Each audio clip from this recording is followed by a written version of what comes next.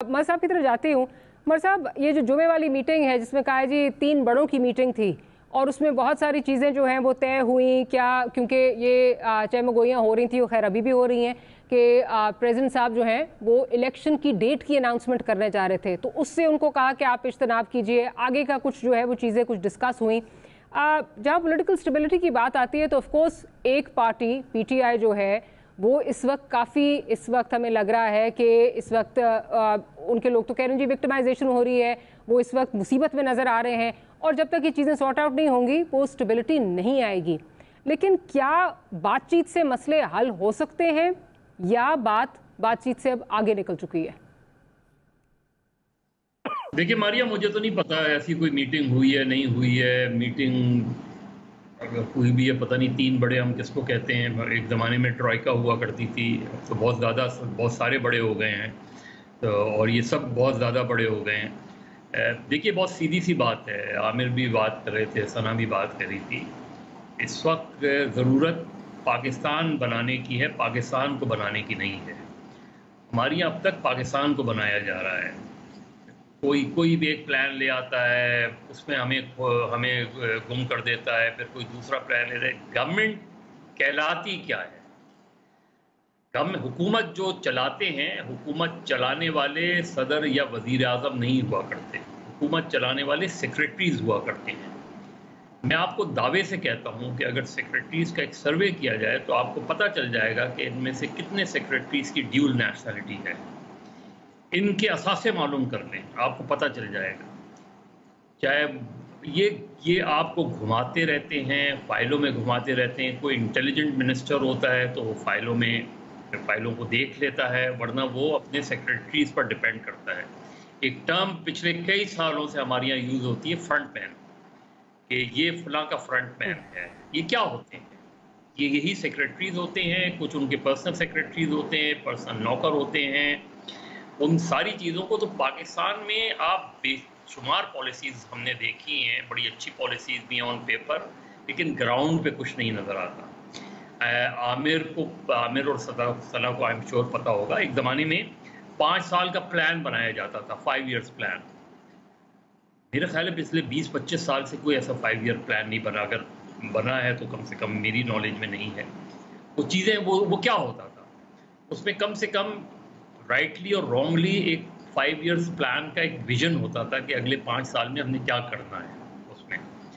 तो यहाँ जो सूरत हाल बनती जा रही है वो एक तो ये बनती जा रही है कि जिनको सियासत से जिनका सियासत में कोई अमल दखल नहीं होना चाहिए, उन्हीं का अमल दखल है। जिनको सियासत में अमल दखल करना चाहिए वो अपने किसी और ही काम में लगे हुए हैं, किसी और धंधे में। और हमारे सामने फिर क्या आ रहा है?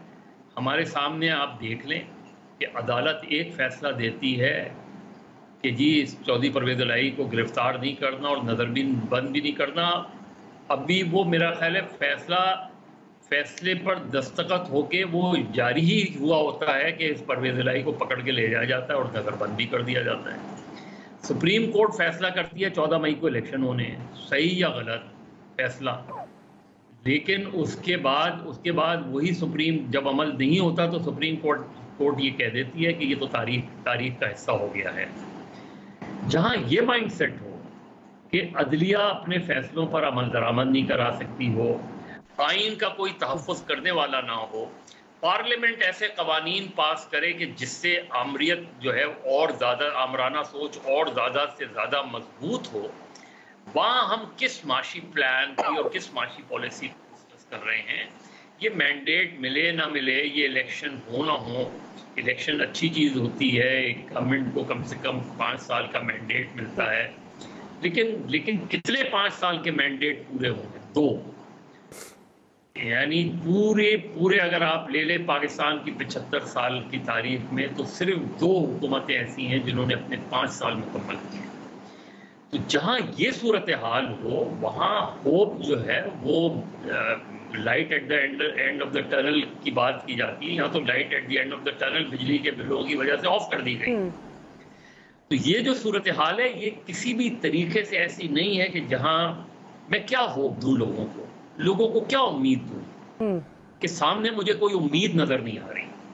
مجھے نہیں نظر آ رہا کہ کوئی ہماری سیاسی جماعتیں ہیں, پولیٹیکل لیڈرشپ ہے یا دوسری لیڈرشپ ہے, اس کا مائنڈ سیٹ وہ نظر ہی نہیں آ رہا کہ وہ واقعی دے آر ریئلی کنسرن. وہاں کوئی جس طرح بھی عامر جو ثنا کہہ رہی تھی کہ کچھ لوگ لندن میں بیٹھ کے یہاں وزیر اعظم اور وزیر خزانہ حکومت کر کے چلے گئے, اس کے بعد سے لندن میں بیٹھے ہوئے ہیں.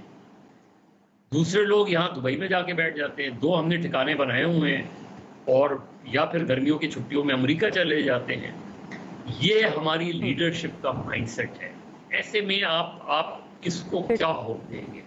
میں تو کم سے کم جو ہے وہ منافقت نہیں کر سکتا اور کوئی جھوٹی تسلیاں نہیں دے سکتا لوگوں کو. ٹھیک, ثنا صاحبہ آپ کی طرف آتے ہوں.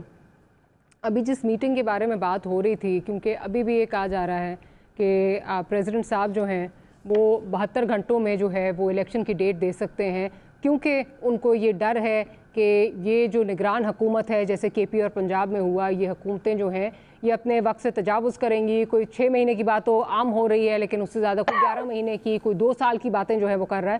تو اگر پریزیڈنٹ صاحب یہ جو ہے یہ دے دیتے ہیں, اگر یہ ڈیٹ دے دیتے ہیں, تو اس پہ کہا جا رہا ہے کہ جو پاکستان پیپلز پارٹی ہے, کیونکہ ان کو پرومسز کچھ اور کیے گئے تھے اور بقول پیپلز پارٹی کے اپنے لوگوں کے کہ ان کے ساتھ ہاتھ ہو گیا ہے, تو شاید پیپلز پارٹی بھی اگر پریزیڈنٹ صاحب اس طرح کا کوئی ڈیٹ دیتے ہیں, کوئی بات کرتے ہیں, تو اس پر پیپلز پارٹی بھی لبیک کہے گی.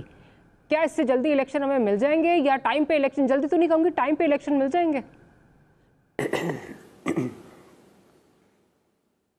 دیکھیں, جو مظہر صاحب نے بات کی نا وہ بڑی درست بات کی کہ ہم نے 5 سالہ پلان بنانا چھوڑ دیا. 5 سالہ چھوڑیے, ہم تو سال کا پلان نہیں بنا سکتے, کیونکہ ہمیں تو سکور سیٹل کرنے ہیں. ہماری ایگوز جو متاثر ہو گئی ہیں کسی فرد سے, ہم نے اس کے ساتھ سکور سیٹل کرنا ہے.